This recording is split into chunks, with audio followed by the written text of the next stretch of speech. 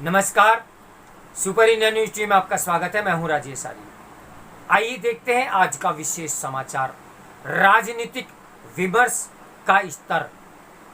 अंततः लोकसभा में कांग्रेस के नेता अधीर रंजन चौधरी ने राष्ट्रपति द्रौपदी मुर्मू को पत्र लिखकर क्षमा याचना कर ली, लेकिन यदि वह यह काम पहले ही कर लेते तो न तो उन्हें और न ही उनकी पार्टी को शर्मिंदगी का सामना करना पड़ता। यह मानने के अच्छे भले कारण हैं कि उन्होंने मजबूरी में माफी मांगी, क्योंकि पहले उन्होंने यह स्पष्टीकरण दिया कि उनकी जुबान फिसल गई थी। फिर वे कहने लगे कि बंगला भाषी होने के नाते उन्हें हिंदी का सही ज्ञान नहीं है। यह बात इसलिए गले नहीं उतरा क्योंकि बंगला में भी राष्ट्रपति को राष्ट्रपत्नी नहीं कहा जाता। इसके अतिरिक्त लंबे समय से सांसद होने के नाते उन्हें यह सामान्य सी जानकारी होनी चाहिए थी कि जब प्रतिभा पाटिल पहली महिला राष्ट्रपति बनी थी तब किसी ने उस तरह की कोई टिप्पणी नहीं की थी जैसी उन्होंने की। उन्हें यह भी स्मरण होना चाहिए था कि जब नजमा हेपतुल्ला राज्यसभा की उपसभापति थी तब भी ऐसा कोई सवाल नहीं उठा था कि उन्हें किस रूप में संबोधित किया जाना चाहिए। निसंदेह यह भी समझ नहीं आया कि अधीर रंजन ने अपनी सफाई में ये क्यों कहा कि राष्ट्रपति चाहे ब्राह्मण हो या मुसलमान अथवा आदिवासी, उनकी पार्टी के लिए राष्ट्रपति ही होता है।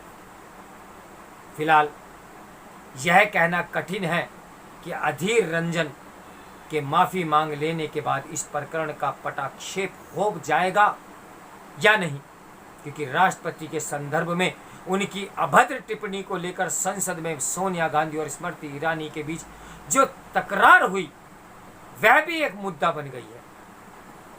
इसे लेकर संसद में हंगामा भी हुआ।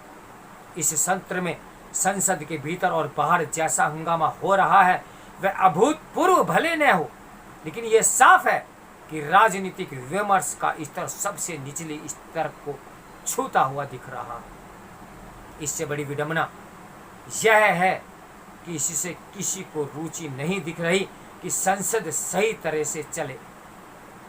यह जन आकांक्षाओं का निरादर ही नहीं, संसद की गरिमा की अनदेखी भी है। क्या यह विचित्र नहीं है कि जो विपक्षी सांसद लोकसभा और राज्यसभा में नारेबाजी और हंगामा करने के आरोप में निलंबित किए गए वह ये प्रतीति करा रहे हैं कि हंगामा करके सदन ने चलने देना उनका प्राथमिक दायित्व है। स्थिति कितनी दयनीय है यह इससे समझा जा सकता है कि एक बड़ी संख्या में विपक्षी सांसद नारे लिखी तख्तियां लेकर सदन में पहुंचते हैं और फिर उसके लिए हर संभव कोशिश करते हैं कि वे किसी तरह संसद टीवी के कैमरों में कैद हो जाएं। इसके बाद वे शिकायत भी करते हैं कि उन्हें अपनी बात कहने का अवसर नहीं मिल रहा है। इसे ढोंग न कहें तो और क्या कहें। तो मेरे साथ बने रहिए सुपर इंडिया न्यूज टीवी की ब्रेकिंग न्यूज के लिए। नमस्कार, मैं हूं राजेश आर्य।